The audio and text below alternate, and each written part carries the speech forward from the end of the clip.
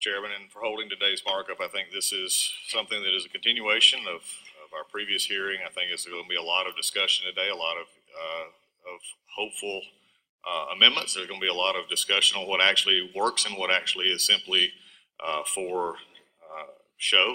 And we're going to continue to hopefully have a meaningful discussion in this process. We've discussed the fact that many of the tragedies of mass violence are punctuated by missed opportunities for law enforcement to respond to mental illness or known threats. I'm sad the bill before us represents another missed opportunity to prevent this violence in our communities. It's disturbing that in a clamor to do something to combat mass violence, you and your colleagues managed to craft a bill that does exactly nothing. In the last roughly 2 years, this committee has produced 3 laws addressing factors fueling gun violence. President Obama signed one of them. Evidence tells us, though, that the H.R. 8 solves nothing. Is my microphone, is it echoing back? Maybe it's just me. I don't know. It's my Georgia twang. That's probably what it is. All right, we're fine. Thank you for whoever turned it down. I appreciate it. Evidence tells us that H.R. 8 will solve nothing. The National Institute of Justice, the research and evaluation arm of the Justice Department that informs criminal justice decision-making, concluded in 2013 that universal background checks are ineffective without a gun registry. So what did my Democrat friends do with the NIJ's conclusion? They ignored it. In fact, they wrote a bill that explicitly prohibits creating a registry. Let me be clear, Mr. Chairman. In no way am I suggesting there should be a registry. That's a profound intrusion on the rights of millions of Americans, but this shows our Democrat friends are perpetrating a fraud on the activists who support them. They're peddling false hope to both activists and victims of violence. When we pointed out last week in H.R. 8, if the H.R. 8 hearing was ineffective, Democrats had to scramble for new talking points. And fortunately, Chief Acevedo came to their rescue. He asked if the bill would save just one life, isn't it worth it? Well, we don't know if this bill will save any lives, but we do know from NIJ determining it would be ineffective. And we all know criminals don't obey laws, and as a result, this bill may actually cost us lives as we go forward. Not only is the bill ineffective according to the Obama DOJ, its policy is so irresponsible it will turn law-abiding citizens into criminals with a stroke of a pen. Consider the domestic violence victim who has restraining order against her abuser but still lives in fear of him. She'd like a firearm to protect herself but can't afford one because, in their wisdom, the chairman and colleagues have prohibited the Attorney General from capping the cost of the NICS check.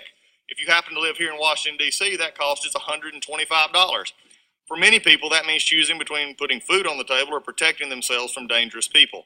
So this victim's friend offers to loan her a firearm. As a law-abiding citizen under H.R. 8, this victim would have to go to her nearest federal firearms licensee for a background check.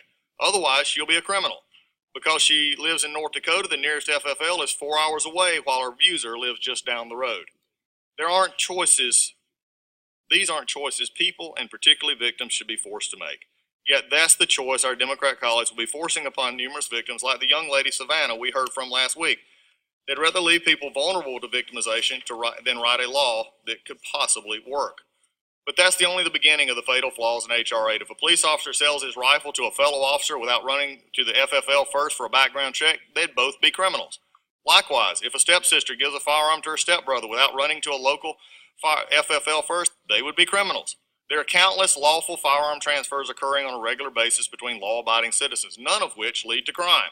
The absurd bill ignores the fact and turns all these innocent people into criminals. But this bill refuses to take up the most logical step in combating gun violence, namely preventing criminals from acquiring firearms. Criminals primarily get their firearms via theft and straw purchases, but those already illegal. So we don't need more restrictive laws, we need more enforcement. What's more, research shows background checks do nothing to impact homicide or suicide death. At least one scholarly article this month concluded California's comprehensive background check system policies were not associated with the changes in firearm suicide or homicide. Sadly, the tragedy at San Bernardino and Thousand Oaks make this obvious.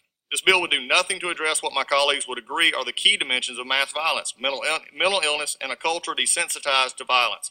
As a result, H.R. 8 wouldn't have prevented Parkland, Sandy Hook, Orlando, Aurora, or any other the Greece that my friends on the Democratic side have talked about, except for exploiting them. Mr. Chairman, last week we talked about this in depth. We talked about how this is going to go about.